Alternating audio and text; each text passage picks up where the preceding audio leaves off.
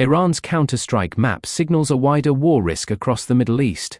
Where are they targeting? Iran's retaliation is aimed at one pressure point, America's regional basing network. Iran's retaliation is not confined to a single location. It is spreading across a map that links Israel's air defenses to the U.S. military footprint in the Gulf. After U.S. Israeli strikes on Iran, Tehran answered with missiles and drones toward Israel and toward U.S. bases in the region.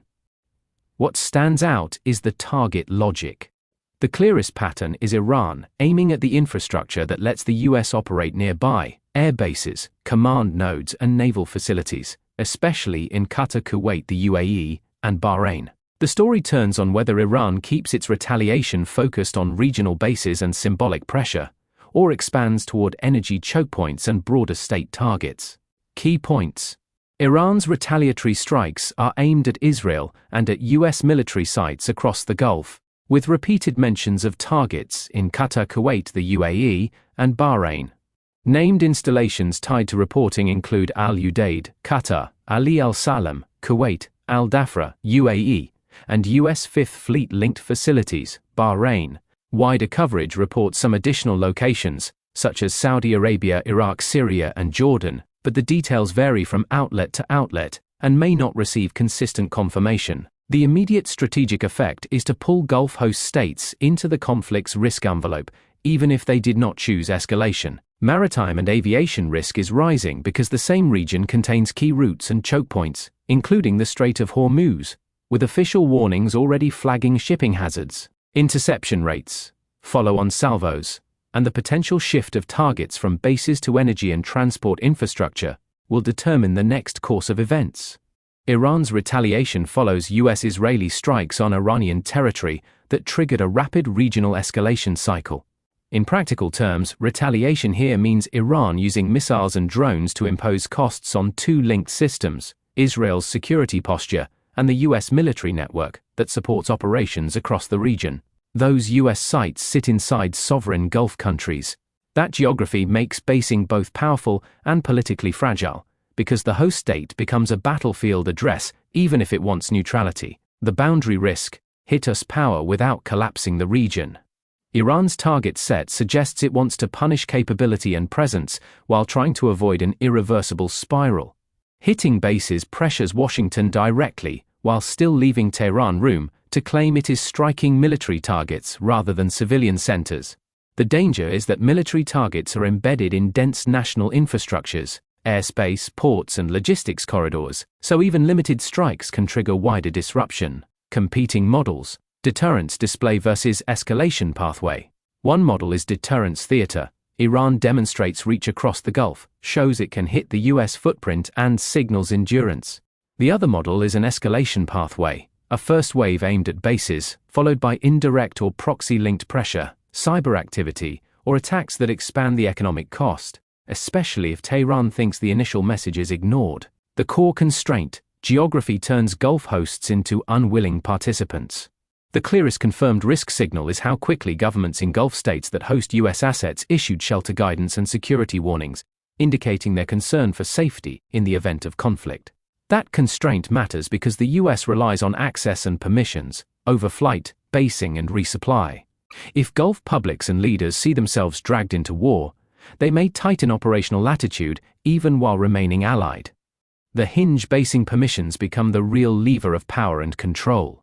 Iran's retaliation is not only about physical damage, it is also about changing the political cost of hosting U.S. forces. If Iran can keep Gulf capitals under recurring threat, the long-run pressure is not just on American hardware, it is on the host state's willingness to keep offering frictionless access, because every strike turns hosting into a domestic sovereignty and safety crisis. The measurable signal: what to watch in the next hours and days. Watch for 3 high-signal indicators. First, observe if the strikes continue to target the well-known U.S. hubs, namely Qatar, Kuwait, the UAE, and Bahrain, or if they gradually spread to other areas. Second, interception and damage reporting. Heavy interception suggests signaling, repeated penetrations suggest capability and intent are rising. Third, maritime warnings and disruptions are important because that is where economic shocks can quickly become global.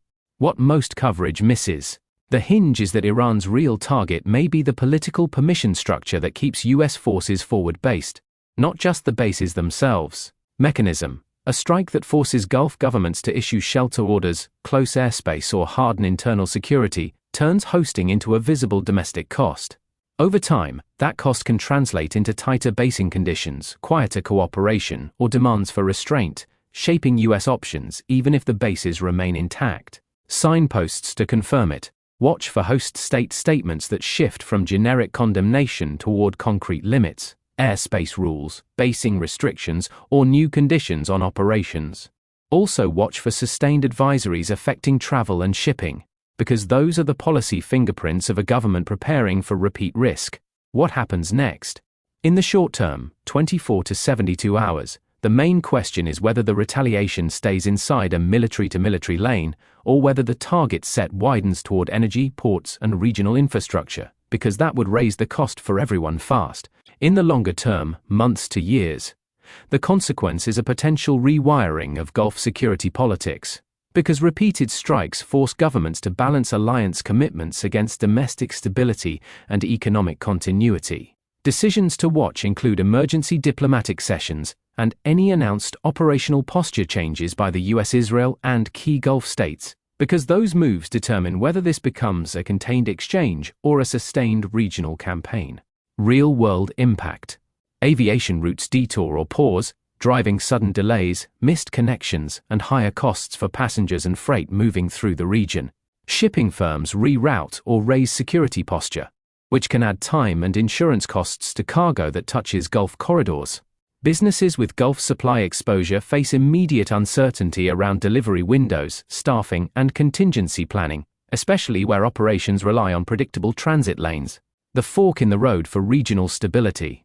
Iran's retaliation map indicates what it perceives as its leverage: the locations that allow for US power projection, which is the ability to deploy military forces in various regions, and the defensive system that Israel relies on to absorb incoming fire. The decision is straightforward, yet it carries a harsh consequence. If strikes stay focused and intermittent, diplomacy and deterrence may reassert themselves.